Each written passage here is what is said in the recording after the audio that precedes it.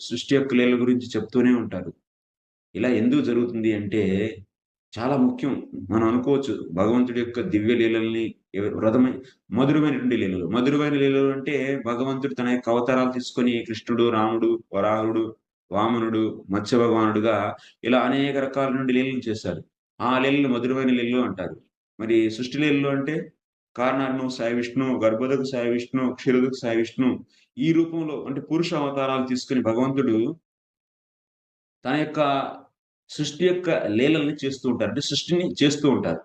ఆ సృష్టి ఏ విధంగా చేశారు అనేది సృష్టి లీలలు అంటారు. కాబట్టి సృష్టి లీలల్ని ఎంత ఎక్కువగా ఉంటే మనకి ఈ సంసారం పైన అంత విరక్తి కలుగుతూ అంటే సంసారాన్ని వదిలేయాలి అనేటువంటి ఒక కోరిక, కోరిక కలుగుతుంది.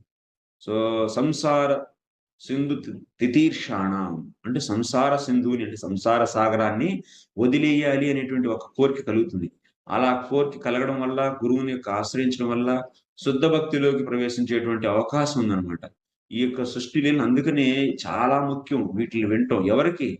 ప్రాథమికంగా ఎవరైతే ఇంకా సంసారంలో బాగా పడి కొట్టుకుంటున్నారో, ఎవరైతే ఇంకా భగవంతుడి వైపు మరల్లేదో, ఎవరికైతే ఇంకా భగవంతుడి పైన ఆసక్తి అనేది కలగట్లేదో, వాళ్ళకి ఈ యొక్క సృష్టి లీలల యొక్క వినడం అనేది ఎంతో అవసరం. ముఖ్యంగా ఇంకా శుద్ధమైనటువంటి సాధన భక్తిలో ప్రవేశించినటువంటి ఒక సాధారణమైనటువంటి భక్తుడికి ఇది ఎంతో అవసరం. ఎందుకు అంటే ఎవరైనా నిద్రపోతూ ఉన్నటువంటి వ్యక్తిని అతనికి నువ్వు ఏవైనా దివ్యమైనటువంటి విషయాల గురించి చెప్పినప్పటికిని గ్రహించగలుగుతాడా? నిద్ర మత్తులో ఉన్నటువంటి వ్యక్తి వినలేడు. అదే విధంగా మనం మాయ యొక్క నిద్రలో పోయి ఉన్నాం. మాయ మనల్ని తన యొక్క ఒడిలో నిద్రపుచ్చిందనమాట. అలా మాయ ఒడిలో నిద్రపోతున్న మనం భగవంతుడి యొక్క మధురమైన లీలలను విన్నప్పటికిని మనకి మన పైన వాటి యొక్క ప్రభావం అనేది ఏం పడదు.